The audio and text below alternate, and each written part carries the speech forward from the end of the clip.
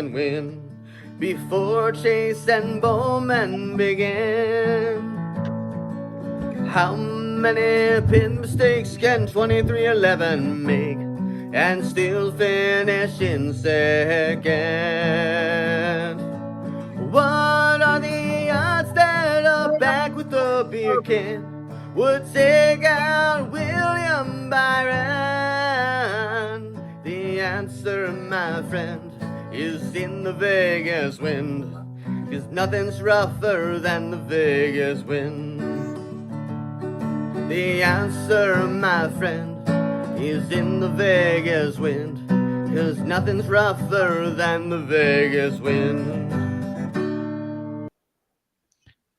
Nothing is rougher than the Vegas wind. Ask that to the trash bag that hit William Byron's car and the silver bullet that was inside. You know what? That might be a nice reward if it was, full for Rudy Fugle in the 2014. Hello, everyone. Welcome into Happy Hour. My name is Trey Lyle, one half of your hosting duties.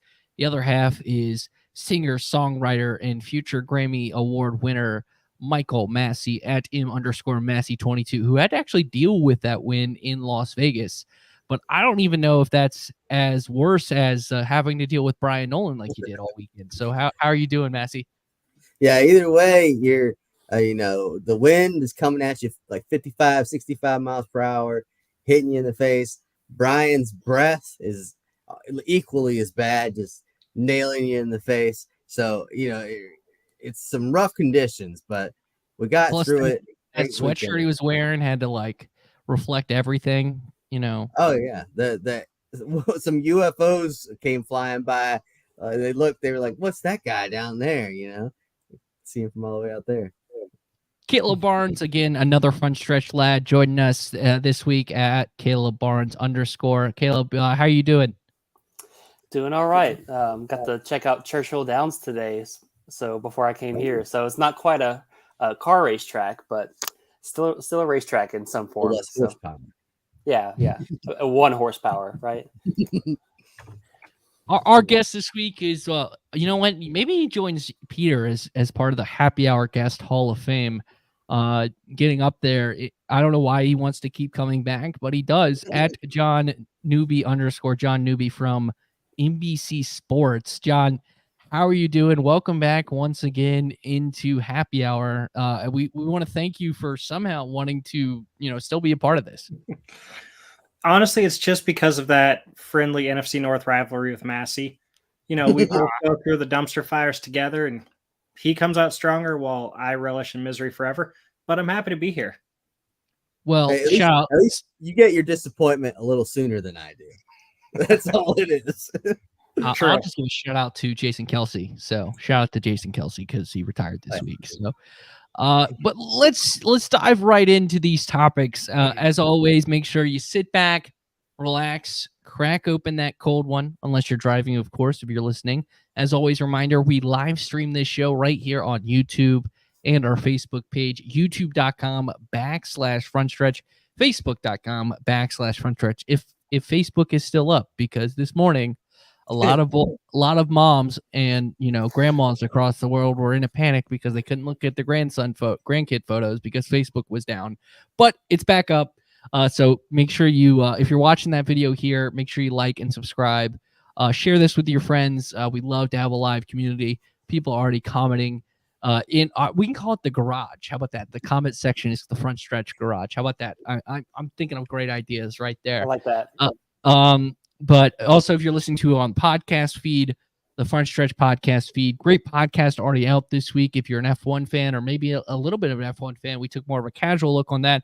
They somehow allowed me to be on it, but me and Alex Gans chatted if F1 is watchable, plus Stock Car Scoop, a quick reaction to the race we saw in Las Vegas. And then coming up this week, we have Bring the Heat with Brian Nolan with special guest Kyle Petty. So great conversation. And we're already getting some comments. Honda with a bunch of question marks. We'll talk a little bit. Yeah. Honda and NASCAR. Massey put an article out for Front Stretch last week. We're going to talk about that. But first, as always, we go to our guest. John, the floor is yours. And I know you wanted to talk about Stewart-Haas Racing, Noah Gregson, and are they back? I hesitate to say that, obviously, especially with the whole penalty situation with the roof rail deflectors. But over the first 3 races of the season, I've been intrigued because it seems like a more complete operation. Because, obviously in years past, you would have like Chase Briscoe won in 2022, but then last year they all kind of struggled with the exception of Harvick, almost won a couple of races. This year they haven't quite contended for wins yet, but it seems like all 4 of them have started to run, I guess, a little bit more consistently. And the reason I wanted to focus on Noah in particular is everyone knew he had talent when he was just rattling off a ton of wins in the Xfinity Series, getting to the championship 4 multiple times. And, when he did partial duty in Cup, whether it was with Beard Motorsports getting a 5th place finish, or it was, helping out Hendrick driving Bowman's car for a little bit, he showed that he had the talent to be in Cup, and everyone knew, like, hey, it's an expectation. He's going to come into Cup. He might struggle early. He'll do well. Last year, before he lost his ride, was about as horrendous as it could have gone. No top 10 finishes, a bunch of DNFs. Like, that whole legacy team, the 42 car, they were just struggling like nothing else. And I asked him, when we were at, I believe it was Atlanta, I said, what have you been working on preparing for your return to Cup after a few months off? And he said that he was trying to not drive over his head, that last year he was driving at like 120%, trying to basically carry a car that wasn't capable of keeping up with the pack. And obviously just led to him wrecking a bunch, making a ton of mistakes, and just having issues. And it seems like so far for the first, 3 races of the season, he's been, I guess, more calm. He's been collected. Obviously, he called himself a sissy when he said he had a really bad issue in qualifying at Vegas. But when you watched him actually racing on an intermediate track where Fords have struggled in the last couple of years, you could see him making moves. You could see him passing, cars that have traditionally been faster. And it seemed like, I don't know if he's fully, turned the corner and if SHR is fully on the rise yet, but you could see signs of hope for that entire operation. Yeah, I think it was, a very impressive day for SHR, because not just him, Chase Briscoe was up there in the top 10. I think something happened to him that I think I heard him and Blaney. Yeah, there was some contact. And yeah, so he fell back after that, but his finish didn't reflect how good his car was. So half the SHR guys were looking pretty good there. And the thing that impressed me about Noah, I think he's in the best shape that we've seen him in, because I think there's a lot of questions about that in his Xfinity career, when at the end of these races, 300-mile races, he's puking. Yeah, it just looks so gassed. And that was a 400-mile race Sunday, and he got better as it went on. He was coming on late, and so really impressive performance. It's way too early to say that they're back, because Austin Cindric also finished 6th in this race last year, I believe. And yeah, so we'll have to see but what a great bounce back from that penalty for sure. Absolutely. And even like, you have to make a comment about Josh Berry too, because everyone, he showed last year that he could run well in Cup, but still you're kind of concerned about what would happen when he took over the 4 car. But so far it's been, avoiding mistakes, basically kind of flying under the radar. Obviously people want to see that car do well. They want to see it contend for wins, and it will probably happen in the future. But right now, having him avoiding like those big mistakes, taking out other competitors, and that seems far more important at this point in time to me. Yeah, I would say Noah kind of put a full weekend together, because he showed speed in practice. Massey wrote about Noah in his post-race reaction. He was 2nd in practice, and I think the only reason why he didn't be as aggressive in qualifying is because SHR maybe didn't want to risk a 2nd backup car because of what happened with Ryan Preece, who John likes to phrase has like the worst luck in the entire world, which is hard not to disagree. But SHR is still looking for a front man. People just defaulted to Briscoe because he's the one that won the race. But Drew Blickenster has proven to be a really good crew chief. You look at his time with McDowell. I mean, he won a Daytona 500 with McDowell, and I think he had really good results with Eric Almirola at certain tracks. Like, I think this could be a really, really good team. And we got Mad Mike in here. Before we get Noah's, he said, he doesn't think they're on the rise yet. They just okay team, but give them a year or two with Barry and Gregson. That's not a bad point. Let's take time. They're in a transition period. We'll talk about Honda in a moment, later on. And obviously that Ford deal's up and people are putting SHR with them. And Caleb, what do you think? What are your thoughts on it? We kind of, I don't want to say steamrolled over you yet so far, my friend, but we need to let you get your thoughts in. Hey, I'm just sitting back watching the show. I agree with a lot of those things we just mentioned. Ford, I thought it was really interesting that this week of all these rumors, and then the first race of kind of your non-super speedway stuff, they come out and show all the speed in practice, and it's like, wait a second, like we've been kind of we're kicking them out of the Ford camp, and we're giving it to Penske and to Front Row, and here they are fastest, and Penske showed up in qualifying in the race, but. You mentioned the kind of the hierarchy of the SHR cars right now, Trey, with Briscoe up at top. I think a lot of people have Barry and Priest kind of as an interchangeable 2 to 3 because Barry with the 4 car, Rodney Childers. Priest showed some promise last year. I think of Martinsville when he sat on the pole and led all those laps. But no one's really expected much from Noah Gragson after the season he had last year. But heck of a run in the 10 car. I'm still not quite ready to give it to him yet and say they're back or they're on the rise. I agree with the comment just a minute ago, but I think certainly a lot of promise.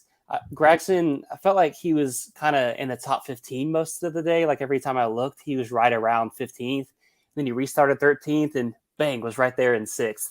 So he has in past seasons been kind of on the same track of the Ricky Stenhouse or even the Kyle Larson, where there's a race or two where they look really good, and then there's a race or two where they make a mistake, drive over their heads, hit the wall. And that's something he put together a full weekend, like you mentioned earlier. So it'll be interesting to see how he continues to develop over the year.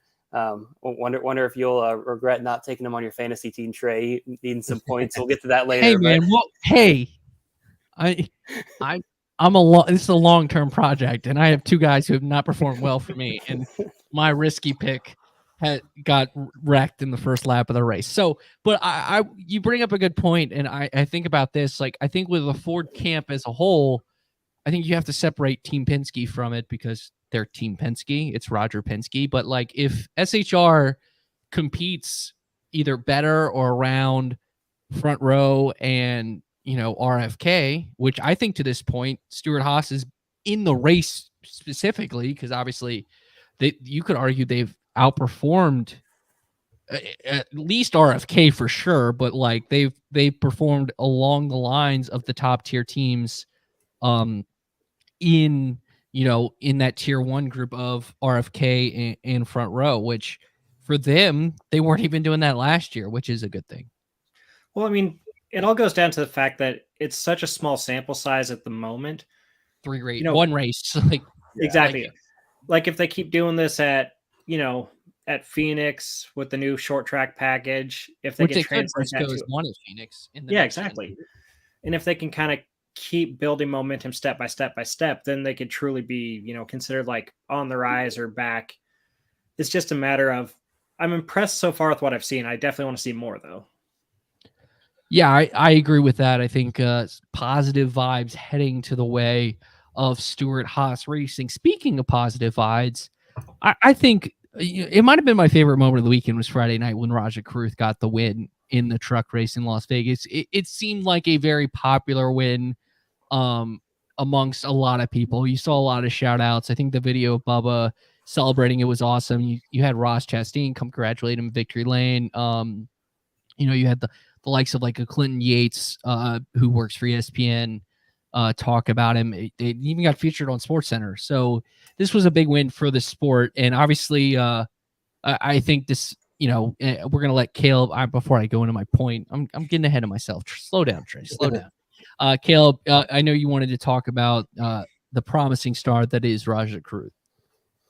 Yeah, so I just wanted to ask the question, what does the future for Rajah Caruth look like? Obviously, we've got a couple different timetables of the rest of this season and then the next few years. I have my tinfoil hat that I'll put on at the end of this. I want to hear your thoughts first, but still a long season to go. There's a couple big competitive gaps that have been left in the truck series with Zane Smith and Hocevar leaving.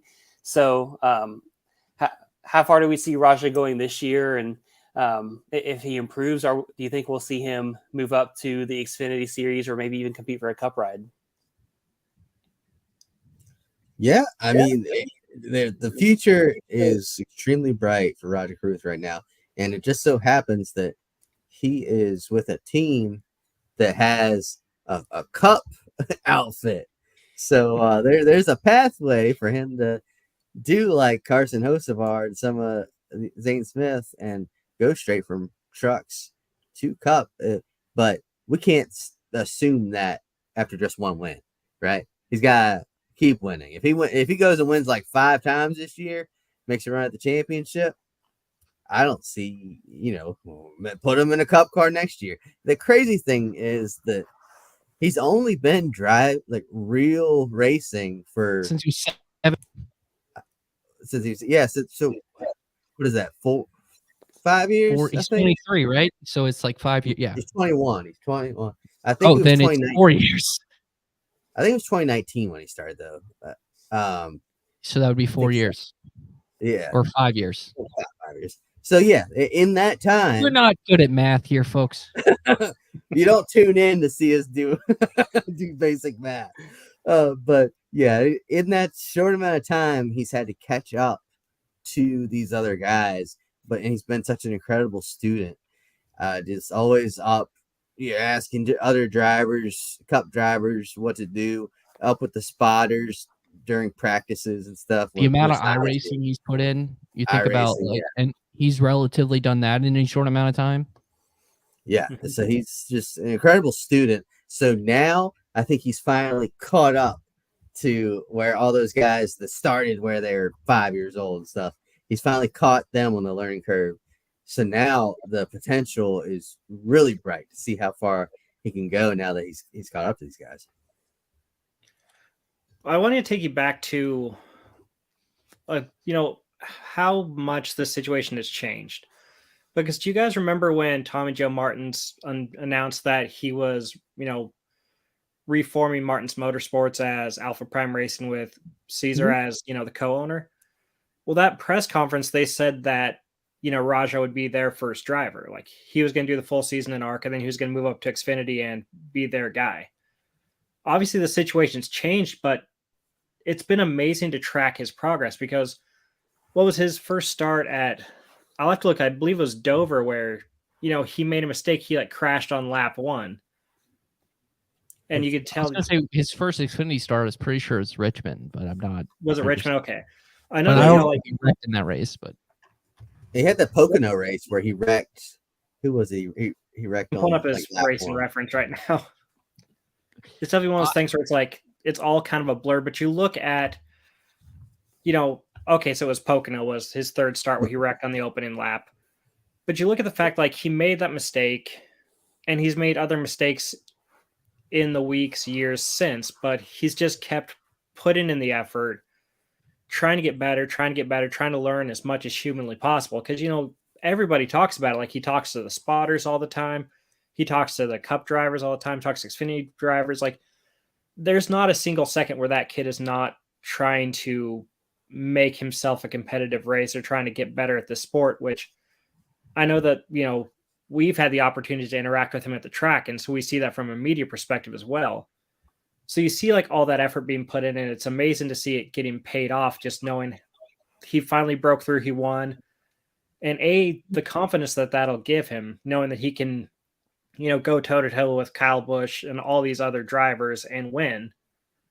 And then B, he has that equipment with Spire's, revamped operation where you're just man, they have all of these assets at their disposal. They have all these super smart engineers. They have all these employees. They're going to bring winning the equipment. And now he has that confidence and that ability to keep winning. As far as his future goes, sorry, I didn't mean to cut you off there, Trey. No, go ahead. I finish your point. Well, I found it interesting when he was on Door Bumper Clear this past week, where he said, this full-time deal almost didn't happen because he didn't have the sponsorship. But then, Rick Hendrick stepped in and brought along that Hendrick Cars sponsorship. And now that he has that and he's winning with it, I mean, I feel like that would be a successful partnership that could keep going further and further and could help him land, whether it be an Xfinity ride or, like, you guys alluded to, that third Spire car once that whole Trackhouse situation with Zane Smith gets worked out. Because, I mean, they have 3 charters and Zane's not going to be in there forever. Yeah, so I was going to talk more about this, and Sandman62 talked about Rich 8 has a, Mr. H has a really good eye for young talent. There are 2 drivers that have, truly a sponsorship from HendrickCars.com. I'm not including the Xfinity car. It's Kyle Larson and Rajah Caruth. I think the fact that Mr. H, before he won this race, kind of was like, this kid is special, and obviously Spire and Hendrick have had this long-standing relationship, and I think that. It's the reason he's in a Spire truck. And, you look at the races in the truck this year, like at Daytona, he finished third, but he made a mistake on that last lap that caused that big wreck. But, I think of Darlington last year where he showed a lot of speed, but he kept making mistakes. The reason he won the race in Las Vegas is because he wasn't the one that made the mistake. I think the pit road penalties from Majeski and Kyle Busch were, the other 2 probably best 2 trucks outside of Rajah on Friday night is because Rajah didn't make that mistake and he won that race. And I think the fact he has this relationship with Hendrick Motorsports, he raced for them at Phoenix. He finished 14th. I think he performed well there that whole weekend. That's not normal. Like, I think the last guy to have that kind of true kind of like Rick Hendrick's stamp of approval was William Byron.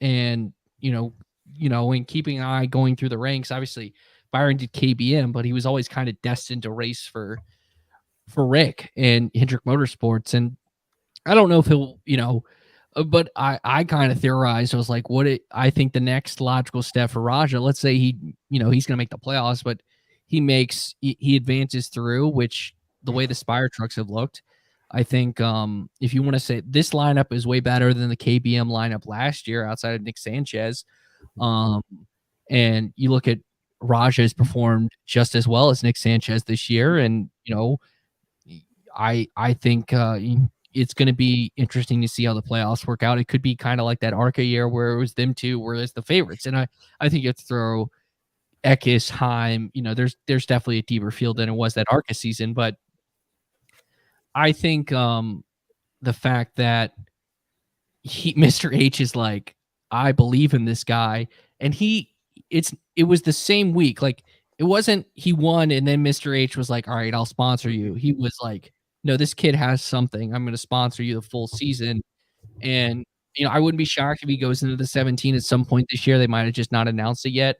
But the fact that Rick Hendrick is at least supporting this kid this year means a lot to me in terms of, all right, I think he's going to have a really good future, because if 2 people in the NASCAR garage came up to me and said, this guy's going to be really good, and it was Rick, I believe Rick Hendrick and Roger Penske the most. And so I think it's simple as that. Yeah, and so you mentioned the Hendrick cars, the Hendrick 17. I'll get to that in a second. We also saw the 2 other Spire guys now, Zane Smith, Carson Hocevar. It took them a while before they started winning races in trucks. I mean, Hocevar didn't win his first race till last year, and then he went on a tear and won a bunch of races, and look where he's at now. But I think little interesting nugget, seeing I see that. I would also believe Mr. H more than, but it's pretty competitive there. Hendrick Cars is sponsoring some more races with Rick Hendrick in the Xfinity Series. I believe this is the most races they've done. They've just stuck to the road courses in the past, and this year they're going to some more ovals, and they're ramping up their Xfinity program. So I think next season, I almost wonder if Rick Hendrick would look at running a full season with a new up-and-coming driver who also happens to run with them this year. And then look another year. Too. They had an Xfinity, they did a couple of Xfinity races, which is basically an extra JRM car, but they did it last year too. Yeah. And then look another year in the future. again, it's way far away. There's a ton of time, but I believe we talked a few weeks ago that Alex Bowman's contract is up at the end of next season, and he's still got a whole season this year and next year to try to get back to what he was pre-injury, because he was leading the points, he was finishing top 10 every week, and he's a great driver. But if for whatever reason he can't find his mojo, what if a few years down the line, Mr. Hendrick has this next guy that he's really put his trust in and he's really getting behind?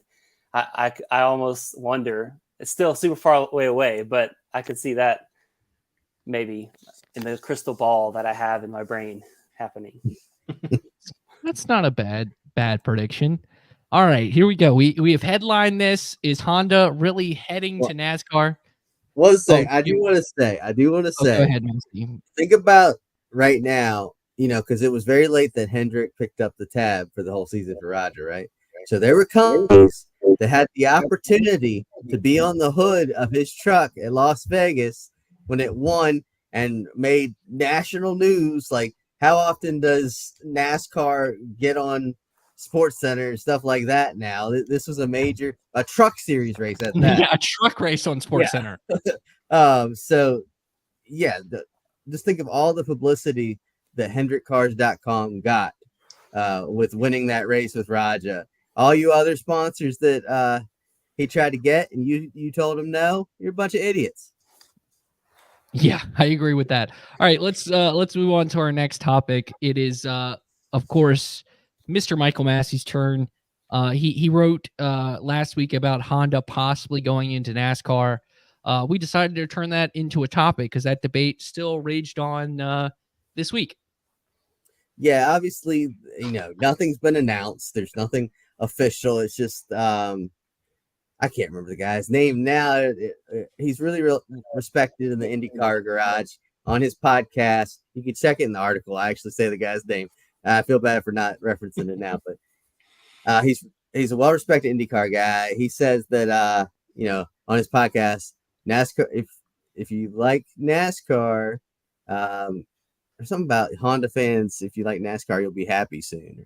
And Adam Stern gave it the old Stern bomb retweet, and it got the NASCAR world in an uproar that Honda could be coming to NASCAR finally. So I wrote about that and just what that could look like. Marshall Pruitt. Marshall Pruitt. That's the name. Thank you so much for looking for that, Trey. Marshall Pruitt. You're the man. He's a great reporter. But yeah, so they could be coming into NASCAR, and given who the people are saying it, for him to put himself out there like that, he's got to have a pretty good feeling about it. He has to have heard some stuff, know some stuff. So I could definitely see it happening. But obviously nothing's been announced. Oh, look at that. Hey, birthday boy, Brian Nolan. Happy birthday, Brian. Yeah, at the Brian Nolan. Everyone go wish him a happy birthday. His name has been changed to Danica, so congrats, Brian. Danica Nolan. But yeah, so Honda could be getting into it. Obviously the rumor people started running with is because there's been speculation that Stewart-Haas Racing could leave Ford. So everybody's naturally like, oh, they're going to Honda. They'll be out there next year. I don't think Honda, if they do join NASCAR, would be able to be in the Cup Series next year. I think it would take a little more time than that. But I don't know. What do you guys think? Could you see a path for Honda to get to Cup? Do you think it'll happen? Who do we think would go there when it does happen? I don't know. The floor is yours. Well, obviously, I know that there's that whole timeline where they have to submit the bodies a couple years ahead of the season they want to compete. All the fun stuff. Yeah, I know. It would be like 26 or 27 when it could happen. Exactly. Yeah. So it'd have to be, I believe I have to double check, but I believe the timeline expires, I think this month for, a couple years from now. But I would love to see Honda NASCAR because getting more OEMs, I think, is always a good thing. It helps widen the base of the sport, and plus it could provide a little bit more entertaining competition. I know that obviously people who are upset about Toyota would probably still be upset about Honda. But I think that could provide some really fun, fun competition from all these different manufacturers. And I think that, just my own personal opinion, because of all the random cars they make, that the Honda Civic Si sedan would be the perfect body style for NASCAR, because it's, it's pretty boxy. It looks like it'd take a push really well in the draft. I think it would be. They should do the Honda Odyssey. Do you know how many pit crew members would be so excited? Hey, as someone's first car they drove was my mom's Honda Odyssey and loved it because it had Sirius XM and heated seats, I would not be upset if they picked that, even though they will not. My favorite thing about traveling to any track on the schedule is you'll show up at like Hertz or Enterprise or whatever the rental company may be. And, I'll pick up my random little car, like a little Nissan Altima or Toyota Camry or whatever I get. Mm-hmm. If it's Kansas, it's a little crappy Chevy Aveo for some reason. But you leave the rental lot and it's just a line of Honda Odysseys heading down the freeway, just filled with NASCAR crew members. Gotta love the minivan. But yeah, so I don't know what team would do it. I could conspiracy think Spire with their possible connections through Gamebridge to Honda user in the IndyCar, which is Andretti. That's like the only way. But you think about it, Andretti was trying to do, Cadillac in Formula One, so maybe that makes no sense whatsoever. And, it appears that Chevy is investing heavily into Spire, especially at the truck level. But I think getting another OEM, and it appears it's going to be Honda. Steve Phelps has said another OEM would be coming soon, and I think Marshall Pruitt is well enough good to, say it's Honda. I mean, there's kind of only a few out there that make sense. If you think about, I think it has to be a manufacturer that's already heavily invested in motorsports, and Honda is at the Formula One level, which with, currently Red Bull, they're about to switch to Aston Martin. Ironically, Ford is supposed to take the Red Bull spot. You look at Honda and IndyCar and, in other forms as well. Like I don't think Porsche, or I don't think maybe Cadillac, but GM, GM's kind of already has a product. So maybe, that makes no sense. Then you look at would a Porsche? No, that makes no sense for the type of car they want to sell. And, I don't think they want to sell you're not going to see a G, what is it? What's the 929, right? That's the car. That's a Porsche. I don't know. So I drove a Mazda 929 when I was in high school, and it was a big bulky sedan that kind of looked like a knockoff Buick. So it could be maybe Lexus, because Lexus has, I know, is an IMSA, but I think the only quote unquote big manufacturer that makes sense is Honda. And I think it'd be good for the sport. Maybe Dodge, but I don't see Dodge coming back at this point. No. He ran its shit. It's gone. Yeah. But I think, go ahead. I was going to say, just to correct myself, because I did look it up, and the cutoff for the body approval is September 1st. So I was wrong on that date. I had to go look that up again. Yeah, I will say I didn't know it at all. You could have told me tomorrow, and I'd have believed you. About the whole deadline, though, you got to think NASCAR has been wanting, practically begging for a new manufacturer for a couple of years now. They could keep extending the date. There's that spot in the rule book that says, in case of rare instances, and this could be a rare instance where they're like, they just expedite everything. Like, come on in, Honda. I could totally see that happening. I mean, could it be something in which, with this new charter deal, NASCAR just kind of talks to the owners and it's like, we give Honda 2 new charters, we just make up, and they make their own team, similar kind of what when Dodge did when they came back in the sport with Everham. Mm-hmm. That could happen as well. It might not need necessarily a team. This is going to take so much time. It is. It's going to take years. So this will be a very slow process, but I am interested to see what would happen. And if Honda came back, I think it'd be good for the sport. Yeah, I'm all for it. And anytime you get a new manufacturer, and like you're saying, that's the one that makes the most sense. And again, I don't know where with Haas trying to leave Ford with those rumors. I feel like that would make the most sense, but Again, maybe NASCAR is going to finagle that some ways where it can happen soon. But other than that, I mean, you can speculate on all those different teams. Maybe Trackhouse is trying something new, but I feel like they're in pretty tight with Chevrolet and Spires with Chevy. And then you look at with the Ford teams, maybe like Penske's trying to convert to Honda and IndyCar and NASCAR. But again, they're Ford's top team. So all sorts of speculation. Maybe they join the Xfinity series with one of the smaller teams like Ryan Sieg's team or something like that. But no matter what, I think it'll be a great thing if they do indeed try to join the sport, and just adding another manufacturer, adding some more competition, adding another name in there, another globally recognized name at that would be fantastic. What are you talking about? Dale Jr. is going to buy a part into SHR and bring Honda with him. That's what exactly is going to happen. That's Perfect. the rumor, right? Yeah. That's what's going to happen. Like that's what everyone's thinking. How much of NASCAR Nation would explode if Earnhardt was in a Honda? Like they would. And Tony Stewart. And Tony Stewart. Tony Stewart. Yeah, they would not be able to handle that. But also, he has so much money. What percentage of the fans that are like, "Oh, those cheating Yoders," and they would complain about Toyota, complain about Honda? What percentage of them have one of those cars in their driveway? I'm gonna guess I drive a 80%. Honda. So I drive a Honda too. So I've driven nothing but I drove a Chevy pickup truck, but 3 of the 4 cars I've driven in my life as my regular car have been Hondas.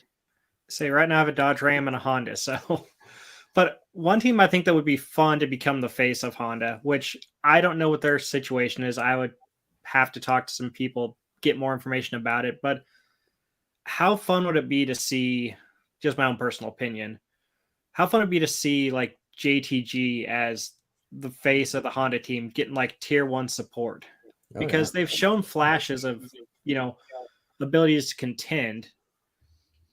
But like, what if they were the actual, It's a good face shout. of a team? That'd be so much fun. I think it'd be great. One of those middle tier teams, and that might be how you have to see it. Because I would have said Front Row would be a good candidate before they became a tier 1 team with Ford. Yeah. But JTG would be a good one. I know people are gonna hate this, but like, what if Rick Ware, wants to take that next step? Yeah. Maybe Colleague, like these teams that are, Colleague said they want to hunt trophies. Like maybe you have to get a new OEM to do it. So it would be interesting to see. Yeah, you gotta watch those ones that don't have a tie to a manufacturer. Like Rick Hendrick, he's always going to be Chevy, right? RCR, I think they're always going to be Chevy.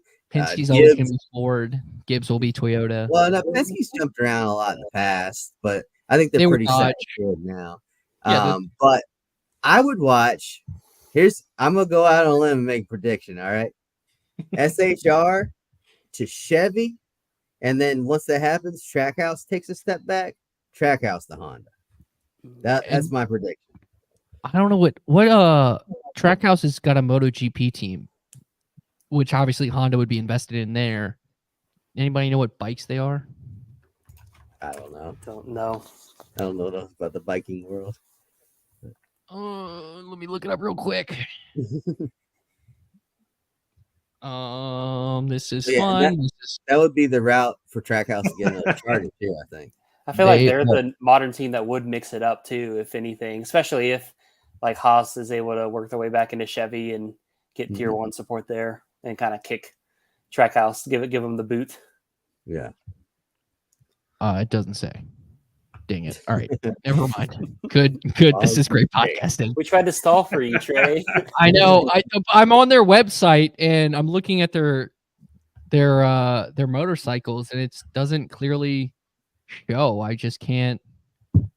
Justin Marks, I know you're listening to this. Please tell me what type of motorcycle you are. Okay, thank you. Just do it by coming on the podcast next week. Yes, sounds like a plan. All right, let's move on because this is not great podcasting. My turn. So interesting things are happening in NASCAR. I think we talked about the emergence of SHR. Another team that had a great weekend was Spire Motorsports and their growth. Obviously, Corey LaJoie was hanging around the top 10, top 15 for Carson Hocevar. My question, and I couldn't think of a time frame, so I'm going to start with 2010. So this last two and a half decade, or a decade and a half. Is this the deepest field we've seen in NASCAR? I mean, we've had, a record set of winners basically in back-to-back years, especially, 2 years ago, set the record. But to me, it feels like more than ever, not necessarily everyone in the field can win, because I don't feel that way, because you still have a 44, poor JJ Yeley back there. But the race from like 20th to first, or like 25th to first, feels as tighter as ever in terms of like, I would not be shocked if at this point, if Corey LaJoie, rattles a couple more top 10s. You saw it with Michael McDowell. You've seen it, Todd Gilliland before Vegas was the leader in laps led. Like, it definitely feels like, obviously this was the goal of the next gen car, but it feels like the field is deeper, maybe even with talent, but in terms of the car that we've seen in quite some time. Yeah, 25 is a good number, Trey. I was thinking about this the other day before this question even popped up. Throw out Gaulig and throw out Rick Ware and everyone else. Rick Ware is a team worth mentioning, but I'll get to that one as my turn. turn. They're improving. Like, I mean, they're improving, but like, I'm trying to trying to pick, be tight. I mean, I think there are 25 teams that legitimately expect their drivers to go out and compete for top 10s and top 5s, and maybe even wins. And I know that kind of sounds like a lot. People might crunch their nose at first, but you start going down the list of Trackhouse. Okay, they've won races the past few years. Justin Marks expects his guys to go compete for wins. Penske's the champion the past few years. You're expected to go compete for wins there. Kyle Busch with RCR showing what their equipment can do.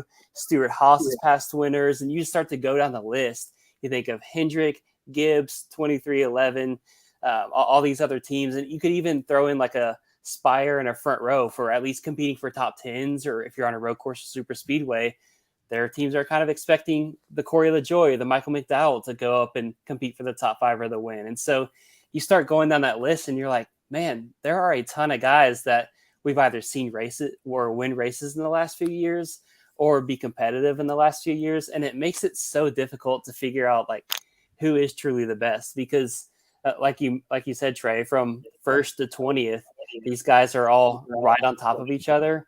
And if someone starts to slip, if they're not finishing top 15, top 10 every week, they're not getting the sponsor time. They're not getting the airtime on TV. And no matter who they are, how talented we've seen in the past, there start to be questions. And then you have a Cole Custer scenario. You get moved back down to the Xfinity series. And we've seen what he can do there. So there's just so much talent, and the cars are so equal that I would absolutely agree that this is a very deep field that we're seeing. And I don't envy the drivers or the team owners who are having to decide who to put in their cars. Yeah, I think in just the past 10 years, my baseline is in 2014, they started this system, the 16-car playoff. That might be a good cutoff point. Yeah, so when that started, though, my thought was that's way too many playoff spots. Like, the guys 15th, 16th in points have zero shot of winning the championship. It was guys like Jamie McMurray, Paul Menard, who were drivers, but you knew they weren't going to go compete for a championship. Now, how many people that are making the playoffs can you like last year? You had people miss the playoffs that you could argue. Chase Elliott and Alex Bowman. I know they missed races. Even Daniel Suarez and Ty Gibbs, and there were good drivers that missed Austin the playoffs. Cindric, a Penske car. A couple of Stewart-Haas guys, and it was. And the 16 seat last year was one restart away from being in the round of 8 in Bubba Wallace. Yeah, he was one restart at Texas away from being in the round of 8. Yeah. So it's just in those 10 years, we've seen the field get deeper to now you have good drivers miss the playoffs, whereas 10 years ago, you kind of had Womp womp. above average drivers making the playoffs. All right, John, tell me how I'm wrong. Oh, I'm not going to tell you you're wrong. I completely agree, and I am going to use Rick Ware as one of my examples because think back to like 2020, 2021, that era when they were running 4 cars each week, and they were kind of like the butt of the joke because their drivers were wrecking each other. You'd sit there and be like, "Oh, there's a wreck at the back of the field. Oh, there was 4 Rick Ware cars involved." And then like obviously he went on Sirius and said, "I'm going to get rid of 2 cars and just only going to run 2 full time so I can be more competitive." And it was a very slow process. But when you look at all of their statistics in the Cup Series, you go down their list of drivers, the average finish for a lot of drivers was like 29.5 or worse. Some guys were 33.5. Some guys were like 36. Justin Marks and his lone start was 12.0, which, it's Justin Marks. But then you look at Justin Haley, and obviously we all know he's a very talented racer. But well, they're aligned with RFK too. Throw that in. They added that on. That was huge. But it's just incredible how his average finish right now is 24.3 through those 3 races. I mean, that's such a staggering difference to me that obviously, like, we don't expect them to go out and contend for wins right now. But just the fact that this team that was the butt of the joke for so long can go out and run consistently well, like they're qualifying better. They're not making the ridiculous mistakes that become the talking point for the rest of the week. Like, this is probably a poor way to phrase it, but they're respectable now. And then, which is a big step for them. Exactly. And then like the other example I want to make is Spire, because like I went and toured their new shop after they took over the old KBM facilities. And like I talked to Ryan Sparks, and like obviously like you talked to Corey LaJoy and he's fired up. There's a reason like he's the leader of that team. He's like, we're going to go out, we're going to kick some tail, we're going to win some races, we're going to make the playoffs. And you're like, that's awesome, but how are you going to do this? Then you talk to Sparks, he's like, look, we have all of our crew chiefs are engineers. We decided we needed a lot smarter guys to help run these teams. And we need them to focus on making all of our setups the same so we don't have, Corey LaJoy running, between like the 16th to 25th range, while, last year Ty Dillon was running like 36th. They wanted, they focused on like honing all of their routines, making everything more uniform so they could be more consistent across the board. And then he said that it came down to execution. He's like, we have all of the resources in place. We have all of the talent. We have talented drivers, which he said Hocevar is a generational talent, which you can kind of see at this point. But it's like, it's all just execution. Don't make mistakes on pit road. Don't make mistakes, hitting other cars when you don't need to. If you do that, we can contend for wins. And, Corey LaJoy proved that, obviously, before spinning out and having an issue late in the race. He was running 5th, and you had Hocevar, who's run extremely well for, some of the so few starts. He's done extremely well. And then obviously, like, Zane, still kind of like wait and see with him hitting the wall and having that damage that ruined his day. But you can see, that's not good for my fantasy team. Yeah, I get it. But you can see like how they're becoming more consistently competitive to where it's not like a far-fetched, they can only win on a super speedway. You could see that there's a lot of glimmer of hopes for that entire organization. And it's not also, you might need the brakes to go their way, but if you're 5th, like, you have a shot.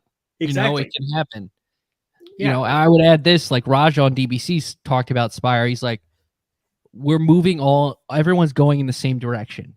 And he's like, we're not a Penske or Hendrick yet, but I think we can get there. And that, obviously he's not going to badmouth Spire, but he's also, if he doesn't think that's going to happen, he probably wouldn't say it.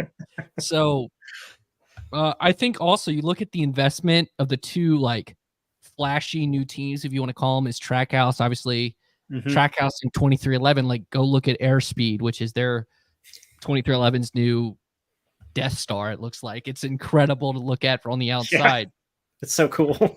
Look at what Trackhouse has done, and buying Chip Ganassi Racing, and taking kind of Chip Ganassi probably was a team that could have been a lot better in Cup. It just seemed to not be aligned right. And now that you throw Justin Marks in, and they have one of the most elite drivers in the sport, and Ross Chastain. They obviously Suarez won in at Atlanta. They're how they're getting innovative. Like, it just feels like obviously the days of park and ride are over. That was the point of getting rid of the charter system. But there's a difference between having a charter and, running the races and being like, yeah, we'll try, and not really. But it seems like every team out there is truly trying as best as they can, whether they don't have all the same resources to build the fastest car possible for them. And that is something that is really cool to see. Amen to that. You don't want to have guys who just, I'm cool with running around 5 laps down, 33rd, whatever, 36th. You want people to go out there and legitimately try to compete. And that's what all of these organizations are shooting for. And it felt like once, and I'm not here to badmouth Live Fast Motorsports, but once Live Fast left the sport and Spire bought that car, and it feels like they also put more investment into the 77, it felt like, all right, I think outside of maybe if there's an extra car like the 44, feels like every car each week is trying to get the best finish possible. And that is cool to see. All right. Along those lines, though, in the past, there were drivers that had rides because of sponsorship. Is there a Cup Series driver right now you can say isn't there based on their talent? I truly believe this is like the first time in a while it's 36 drivers that the 36 best drivers. Yeah, which I know the 15 and the 16 are rotating drivers, but they're still good drivers getting in. Yeah, but you're also putting, there. For example, the 16 will have SVG at Chicago, and he won that race. They'll have AJ. I think AJ's doing, if AJ does the Roval, like AJ is the best at the Roval, like, So Casbrala is a good driver. Like, he's always had talent. Yeah. I mean, you look back at that 2020 race where he finished, top 5 as a COVID replacement for Austin Dillon. Yeah. At the Daytona road course. So, all right, before we get to the NASCAR Combine, we're gonna have some fun with that. Let's I guess we can do this update. All right, the NASCAR draft is here. All right, folks. I am still pulling up the rear at a measly 316. Congratulations, John. You're currently in the lead. Help staff Kyle Larson on your team. So with 411, good news, Mass, you're catching up to Brian. You're now at 340, and Brian / Caleb is at 390, and we don't even talk about myself. Look at this. Chris Buescher also didn't and I was very close to getting the sweep by Tyler Reddick, and but it's okay. This is a full season. We'll get back to it. All right. For the Trey Lyles supporters out there, I know there's plenty of you, aka my mother. I know that we'll be back. We are on the rise. We're going to make season. Long season. We're 3 races in, baby. You know what? And as long as I, beat Brian, I'll feel good about myself. All right. NFL Combine was this past weekend. Question: is there anything any of you can do in 4.21 seconds? Spill coffee on myself trying to take a simple sip. Because that's how fast Xavier Worthy ran a 40-yard dash, and that is the NFL record. So as we get into the NASCAR Combine, our bonus topic, our special topic for the YouTube, especially for the we started this on the podcast for just the YouTube channel. Obviously, we're live streaming this whole thing on youtube.com/frontstretch. So make sure you hit the like button and subscribe. Or if you're on our Facebook page, like our Facebook page, like this post, share it with some friends. As always, you also can subscribe to the Front Stretch podcast feed. But if NASCAR had a combine and they had to do the 40-yard dash, we'll start with the 40-yard dash. Who do you think who do you think would do the best? So I have a couple questions because does it have to be active drivers only? I was gonna ask that too. I think I know where you're Cup going. Series only, or are we like? You know what? We'll say anyone. Let's just it's the combine has it has the top picks. It has the undrafted rookies. There's legends there. They're not competing in it, but they're there. So sure, what the heck? All right. Well, in that case, I'm going with angry Clint Boyer. That's I don't think anybody's ever run faster than him trying to chase down Jeff Gordon. That's a pretty good choice. I was going to go with Rajah Caruth. He was on track. We learned that this weekend. So, I mean, that's a good sign right there. Well, the hardest part of sorry. Oh, go ahead. You were commenting on Roger. Well, I was going to say, as someone who watches the combine obsessively and probably to an unhealthy degree, the hardest part of the 40-yard dash is getting your arm behind you, holding it for 2 seconds, and then running. So Roger has that form down.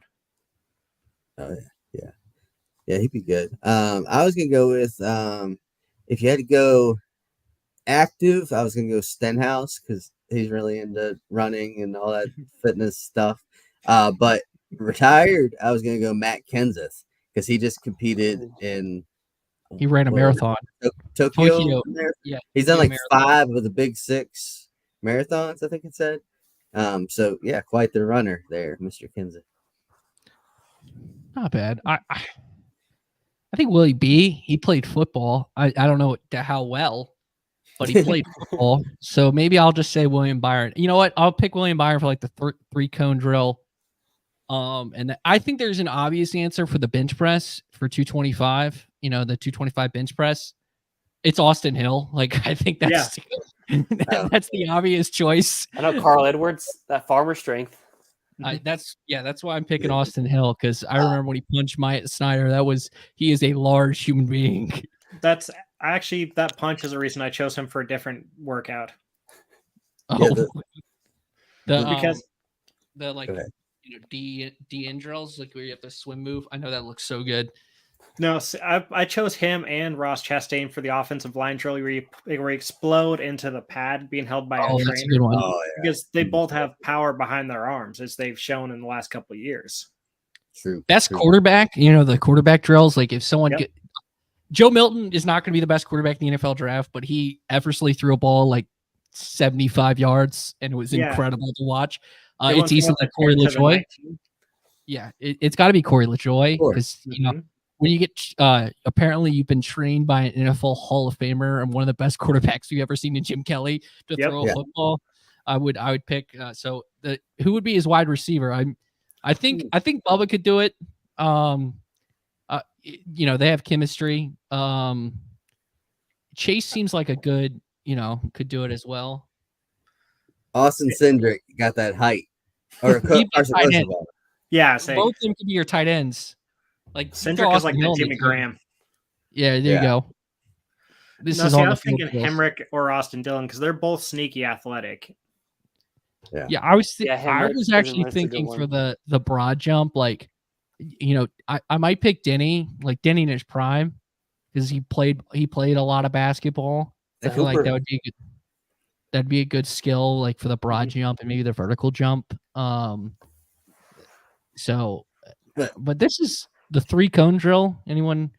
I mean, the pit crew members would destroy every NASCAR driver in this. I want to point that out, especially the 3-cone drill. Like, imagine doing that with a tire. That's basically kind of what they do. So, the one I'm curious about is who would do the best on the gauntlet drill, because you have to have speed, you have to have hands, and you have to have the ability to flip your hips like left, right, left, right, left, right. Jeff Gordon. Ooh. Jeff Gordon could break dance. Remember? Ooh, good. Michael Waltrip did do Dancing with the Stars, so we could consider him. I feel like Ross Chastain has like some sneaky Florida man strength in there somewhere too, where like that is just, true. Like, the Florida man factor. Yes. If we did the NASCAR Florida man games, which is a real thing, folks, Ross Chastain would be the favorite for that. That's a good point. So I think if you went off the whole combine though, you'd end up with number 1 pick overall would be free agent Matt DiBenedetto, and he would be the Jamarcus Russell. Dang, that's a plus. And then last pick, your Brock Purdy would be Brad Keselowski, who is There you go. non-athletic. Ronnie, yeah. I think Yeah. Jimmy Johnson could do, Jimmy Johnson was like the first one to really bring fitness in. He would do pretty well in this combine. I'm trying to think. I'd love to see like a Rusty or Sterling Martin, or like, these like, old school dudes who just like would only have a couple burrs, after the race. It would be interesting to see. Hey, Austin Dillon, he was a little leaguer, right? I mean, I don't know how He much that would translate. He could do some things. That's a good call.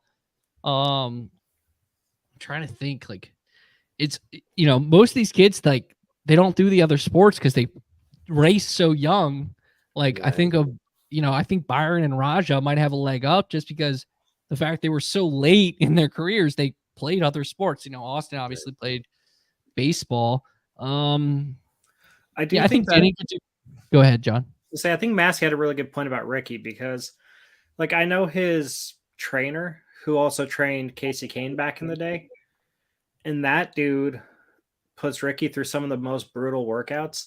Like, I've tried quite a few of them and made it through maybe 3 minutes of it before, having to give up. And you see him just like going out, just whatever, breezing through it.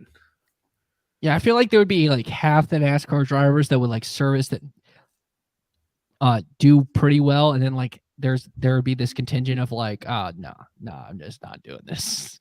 My question is, doing any of that? No, but my question is, I wonder, like, would we see a sub 5:40 time by any of these drivers? That's what I want to know. Oh yeah, no, there's definitely some guys who you don't like think about. I think they're not going to run a 4.2, but they could run maybe a 4, like a 4.7, 4.8. I don't think they'll even get to the 4.5 territory. Like Keon Coleman ran a 4.54, and that dude's a freak. So like, and that's a slow time. No, you saw some like the offensive linemen and quarterbacks, people who should not be running, turning in, 300 pounds, run over. Yeah. There's definitely some NASCAR drivers who, like, they do enough training, they focus on their fitness enough that for 40-yard dash, they could definitely do it. I'm not saying all of them, but anybody in that Josh Wise program that Chevy has, Josh Wise TRD program. has a big program. Like all these guys are actually pretty physically fit at this point. They probably could service themselves well. Granted, I think I'd be most interested in the 225, either the 40 and the 225. And maybe I put the 3-cone third. The gauntlet's not a bad shout. Yeah, because they just have to get so low, and it's kind of funny to watch. But that will do it for this episode of Happy Hour. Thanks everyone for tuned in. Mr. John Newby from NBC Sports. I'll give you this floor to plug anything you want to plug before we get on out of here. Well, because I am, smart and totally forgot to put my Twitter handle at the bottom of that. You can follow me at John Newby _, and it's spelled NEWBY because it's a not common name. So that's where I post a lot of the articles. I've done some really fun interviews, like you guys referenced the TRD stuff. I got to interview Dean Thompson about doing kickboxing and MMA training, which is not the standard NASCAR training path, but TRD set up a really cool way for their drivers to get fight training, just because. Hey, someone who watched that Ty Gibbs punch up close, it works. Yeah. There's a lot of really cool stuff that we're working on. I have some stories that I can't talk about yet that I have coming down the pike, but I mean, if you want to learn more about environment, it's just us here. It's just us. You can tell us. Yeah, no one here. I'll cut this part out.